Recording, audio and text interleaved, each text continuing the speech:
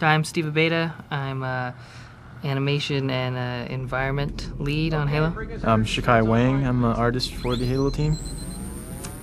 And you can see here, this is Halo in action. This is more actually kind of a beginning cinematics. And we have thrown in a bunch of cool effects and stuff like that to make the player feel more involved in the game. And you can see the environments are pretty well lit. There's a lot of dynamic lights going on. You see the siren flashing over there per pixel. So actually, we project like a light map onto it. And it's not vertex lighting. It's actually per pixel. You can see that explosion right there too. It's as well. Right. So like all this stuff that goes on is a lot of it has to do with dynamic light and dynamic shading of the environment, which means that we can pre-render light maps.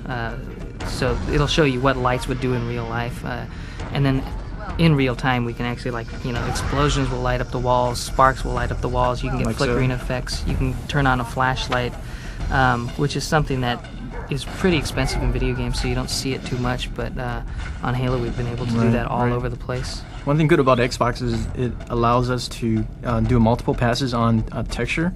So it gives us, you can see that there's self-illuminated lights on the door right there, and like there's bump mapping and reflection mapping onto the surface, so that it simulates more or less like a real environment would do. And so when he flashes that grenade onto the wall, you see like a specular highlight on the wall. You see, if you get close enough, you can see that there's bump mapping and all this cool stuff that you just can't get with other consoles. Right, cube mapping, detail maps, everything. I don't know how many maps you guys go through on each one, but there's a lot of passes. This is another great thing about Halo. It's indoor and outdoor environments. Right. And that's one thing. If you see at the sun over there, like the sun, one of our programmers made it so that the sun actually creates like a volumetric effect when it passes through objects, so that it would more or less simulate how real world would do. Right, and that's a good example of really special case effects that have been programmed into the game. Like he made that effect specifically for the sun. Yes. And we use it some other places too, but he also does stuff with the zoom camera, which you'll see, where there's very specific effects. We want to do something really specific, so he spent the time to do it for that one effect. So part of designing the world for Halo is we start off with what we know more or less about real environment. And Xbox definitely gives us that opportunity to make things look more realistic. So this is more of indoor the inside technology of Halo, or on the ring of Halo.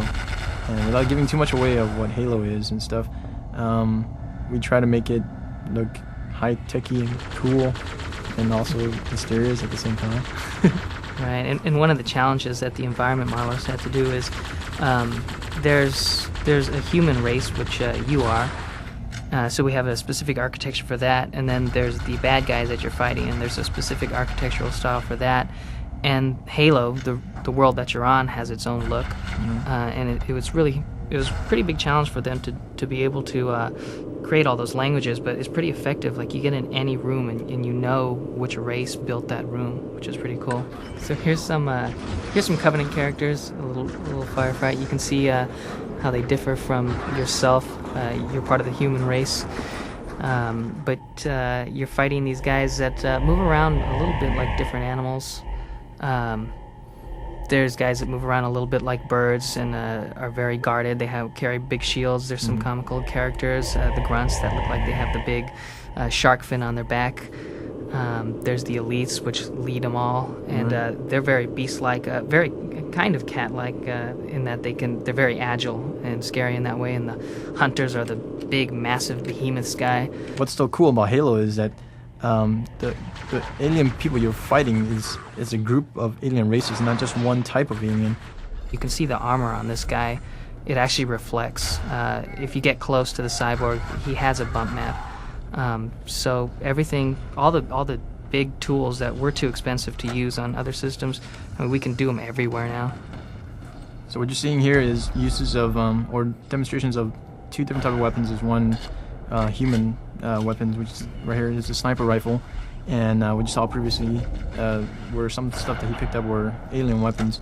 And I think one of the design philosophy that we try to do is we want to make sure that the weapons that the human use are more or less recognizable. and so that people would know how to use it, feel comfortable with it.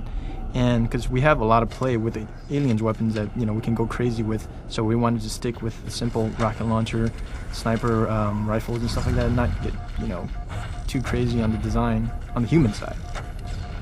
But when it comes to the alien side, we went all crazy with the curves and the shiny and the Fresnel effect and the purpling color and then all this cool stuff.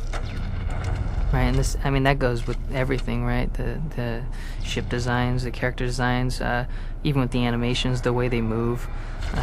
The Covenant guys are way more beast-like. We try to get the Marines to look really familiar and human-like, because you're fighting with them. So I think you want someone who you have some familiarity with, so that I think you care about them a little more. You're trying to save them. You go against these jackals. They move a little bit like birds. They're hunched behind their shields. There's grunts, they're a little comical. It looks like they have trouble moving their own body weight around. But it was really fun to be able to explore all those different styles of movement for the Covenant. Mm-hmm. So what we're seeing right here is a tank we codenamed Scorpion Tank, and it's a human tank. And you can see it has 4 different treads, and each one reacts relative to how it is placed on the ground. So in Halo we have really realistic physics where if you go over bumps and stuff like that, these treads move relative to the terrain and things. For the Arc side Halo, it's damn cool, man.